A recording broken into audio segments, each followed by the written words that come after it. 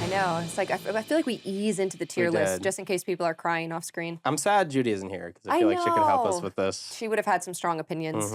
But we are doing a tier list today of campaign stories in video games. Or just overall campaign experiences. Experiences, sure. Let's say experiences. Yeah. So gameplay mixed with story, mixed with pacing, all that good stuff. And this is a list pre-generated, so there's a lot of video games that aren't on the list, so don't start freaking out. We know there's a lot of wonderful campaigns out there. We're just looking at what we got. We're working with what we see in front of us and are going to rate it as we see fit. So. I'm going to pick one right off the bat that stands out to me. That's going to be an Elder Scrolls game, a little something called Skyrim. That's a great way to start. It's just, it like has stood the test of time. There's and it's to be fair, it's an open world RPG. So like there are so many different ways you can go about things, which I think really is why it makes for such a wonderful campaign and game.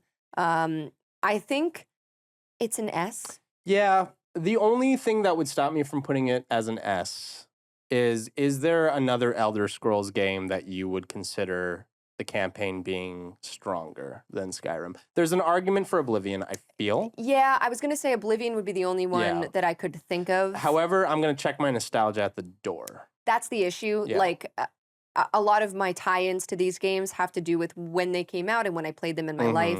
And I think looking objectively, there is a reason why Skyrim is still being played, modded, streamed, and Oblivion is not. I think there's clunkiness with Oblivion. Yeah, Oblivion's just like a little too old. It's got the Bethesda kind of rust that you get with Fallout 3 and New Vegas, where it's like, I think if they were perfectly executed and in a modern day sense with like patches and stuff would be perfect, but they're not because they're stuck kind of where they were released. Full remaster of Oblivion, I wouldn't be mad. For sure. All right, your turn.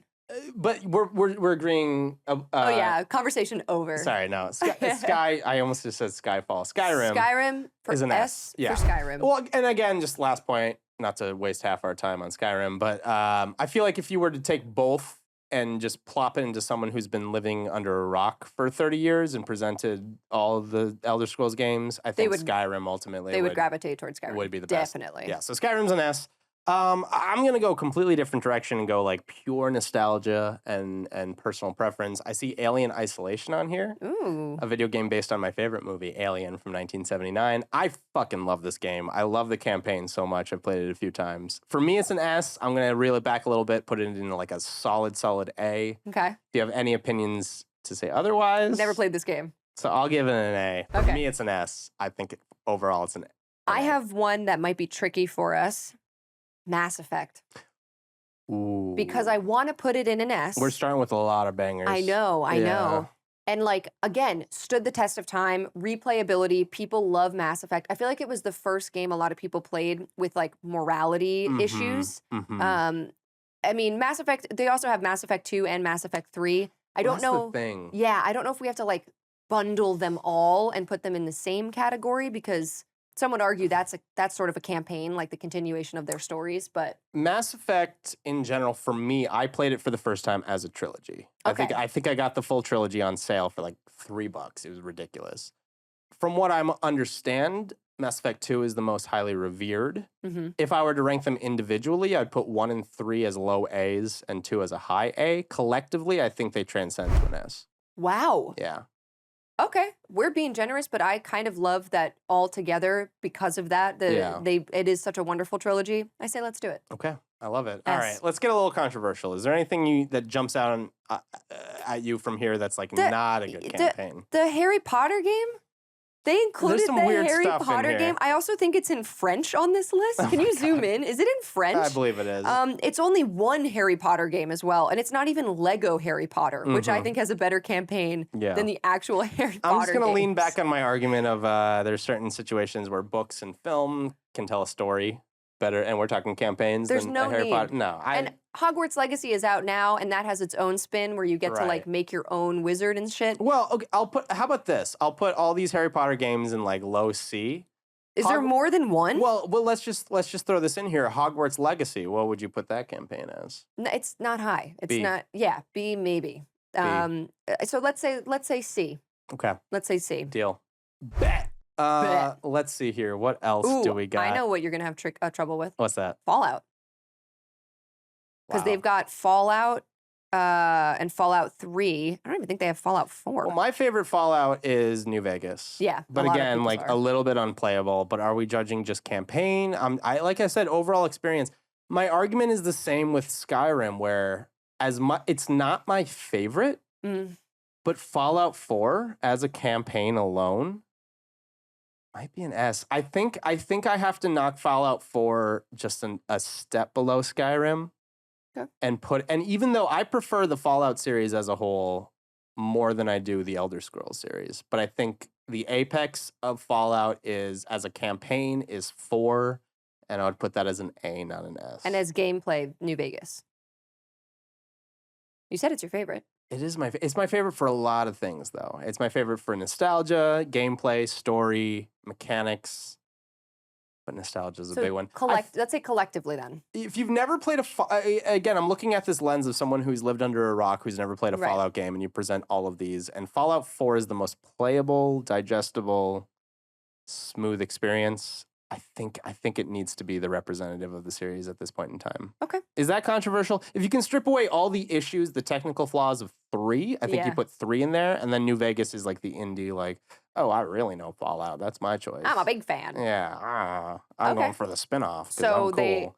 I like Rogue One. That's my favorite Star Wars movie. Like that kind of situation. That kind of fan. Yeah. So where are you putting it? What was the final answer? A. A. Okay. Yeah. All right. Yeah. A. And I'm trying to be a little more harsh here. Let's see what else. Pokemon. Which one? Any of them. What's your favorite campaign in any Pokemon? For me, it's Silver Gold, but obviously that's very dated. Do you have a favorite Pokemon? I played Red. Red works. I don't know if it's my favorite per se. Pokemon to me is about world building and about overall That's really silly. Pokemon to me is about collecting them all. Well, that's what I mean, though, too. It's like there's an overall... It's not the actual story of collecting the gym badges and beating your rival and all that stuff. So for a campaign... It's odd. I don't know. I put it as a B. Okay, I put it as a B, too. This is controversial. Lastly, I'm going to throw in... This one's weird that they included it, but the Walking Dead games, I used to play them on my iPad. Yeah. I actually really enjoyed them. I liked the art style. It completely took a different turn than I thought they were going to go in with a Walking Dead zombie game. A lot of morality choices, almost like a Goosebumps Choose Your Own Adventure book, very narrative. Yeah. I'm going to put it, honestly, as an A. I agree with that. For the campaign. I agree with that. Great campaign. Well, and the Walking Dead video game kind of launched the Traveler's Tales kind of... how do you describe choose your own adventure gameplay style? It is like narrative with minimal combat, choose your own adventure. Yes. And I think the only thing stopping it from an S is just the fatigue of Walking Dead in general, which isn't Traveler's Tales' fault at all. I want to be a little harsh on a couple of things here. Let's do a rapid fire harsh read for Marcus because we gotta wrap it up. Yeah, I mean this list is not doing me a lot of favors. I'm gonna be honest with you. You can be mean. Battlefield, all the Battlefield campaigns. C, just because it never, ever, ever became as memorable as a Call of Duty campaign. So. Which, outside of Call of Duty 4 Modern Warfare, all of them lie in a B. Number 4 is a low A to me. B for brutal. Paper Mario, the original, because I'm a biased Nintendo fanboy, is an S. Thousand Year Door is an S. Everything else is a C. You're such a brat. I don't give a fuck. What else do we got here? Last one. Heavy Rain. Heavy Rain. Okay, last one. Jason! It's weird to end on Heavy Rain, but Heavy Rain, where are you going to put it? B. Okay. Heavy Rain, I don't like. I don't like what it did to the industry. Oh, interesting. That's a take for another day. But then we got a ton of games that were just like narrative walking simulators, essentially, and fuck you for that, Heavy Rain. Heavy Rain narrative walked so other games could narrative run. So I have 2 that I would put 1 in C and 1 in D. Okay. All right. So we have GoldenEye Rogue Agent, which a lot of people don't think about. They tried to capitalize on the success of GoldenEye about 5 years later. I never thought about this game in my whole life. PS2, GameCube, Xbox, Nintendo, DS, all that good stuff. It was like a sequel to GoldenEye without being associated with any Bond films and had like Goldfinger and Oddjob and Dr. No, like all in there. Sounds bad. But you're also like working with them against MI6. It was a weird amalgamation of like every James Bond trope, and it was weird and it was bizarre, but it was creative and it was original, and I respect it for that. And therefore, I put it as a low B, high C. Okay, and what's the D? What I really want to talk about is the GoldenEye remake, where they're like, let's take GoldenEye, one of the best Bond movies and the best Bond video game. Let's retell it with Daniel Craig and also pretending it's a Bourne game.